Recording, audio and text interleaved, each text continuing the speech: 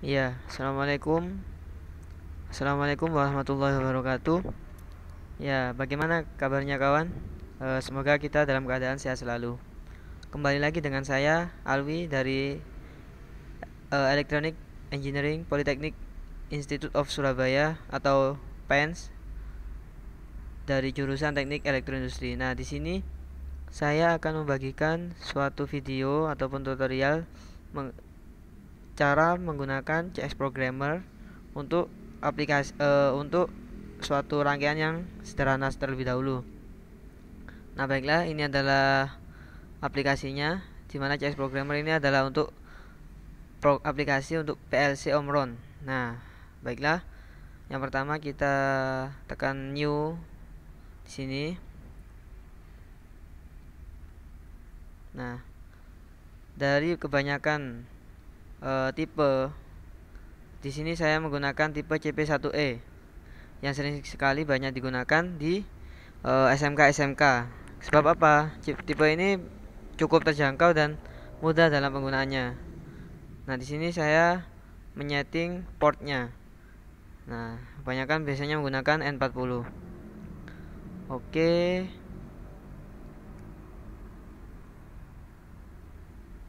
Ya, tunggu sebentar. Ini agak lama. Nah, ini. Maka tampilan seperti ini. Nah, saya akan membuat suatu rangkaian di mana rangkaian tersebut biasanya di dalam rangkaian panel ini disebut rangkaian motor satu fasa satu tempat. Nah, atau bisa juga tiga fasa tapi satu tempat. Nah, baiklah. Yang pertama saya membutuhkan satu buah kontak NO. Nah, NO di sini. Kita tekan ini, tes.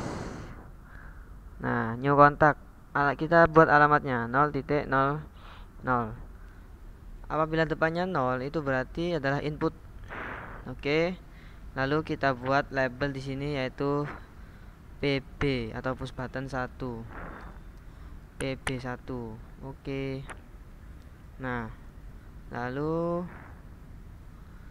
tekan shift pada keyboard dan kursor kanan. Maksud saya setir L dan tombol kanan. Nah, seperti ini. Nah, lalu kita buat coil di sini. Nah, coil di sini ini sebagai kontak dari coil relay ataupun kontak dari coil kontaktor. Nah, ini adalah coil dari kontaktor. Kita buat alamat 100.00. Apabila 100 berarti dari PLC itu adalah output. Ya, output device. Oke. Lalu kita buat label yaitu K1 atau kontaktor 1. Oke. Nah, setelah itu apabila rangkaiannya seperti ini, ketika ditekan kontaktor maka akan jalan. Tapi ketika dilepas maka kontaktor akan mati. Nah, itu seperti saklar biasa, itu kurang apa ya? Itu tidak usah menggunakan PLC ataupun kontaktor juga bisa. Nah, sekarang saya membutuhkan NC, kontak NC. Nah, ini kontak NC dari siapa? Kontak NC-nya kontaktor. Maka akan sama labelnya. Nah, kontak NC ini dibutuhkan untuk sebagai pengunci. Apabila saklar 1 ditekan, ketika di maka koil akan menyala, dan ketika saklar 1 dilepas maka koil tetap akan menyala. Nah, oleh karena itu dibutuhkanlah kontak NC ini. Nah, sekarang tekan Ctrl pada keyboard dan tekan atas untuk membuat rangkaian tersambung. Nah, maka lepaslah Ctrl dan sudah selesai. Nah, tapi jika seperti ini, cara untuk mematikannya pun juga sulit, maka dibutuhkan lagi kontak NC. Nah, ini tekan Delete. Nah, saya taruh di sini. Tes. Nah, ini saya buat alamatnya 0 lagi. Sebab apa? Ini adalah input device. Inputnya dari mana? Dari saklar luar. Maka 01. Sebab apa? 0.00 sudah digunakan. Nah, ini saya buat S atau PB2. Oke. Nah, ini telah selesai. Lalu bagaimana untuk mensimulasikannya? Nah, ini ada ini. Nah, tes tekan ini simulasi. Tunggu sebentar, ini memang cukup lama laptop saya ini.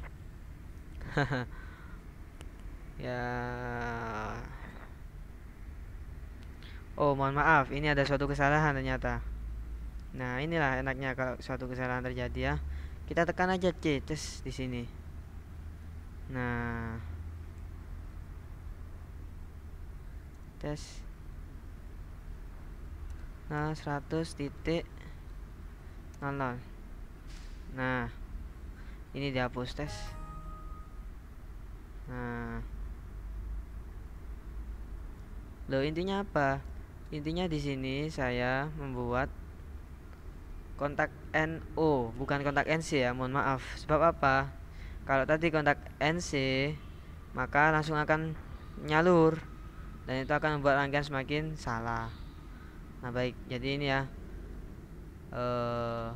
NO, NC. Nah, satu buah kontak NO sebagai saklar 1, satu buah kontak NC sebagai saklar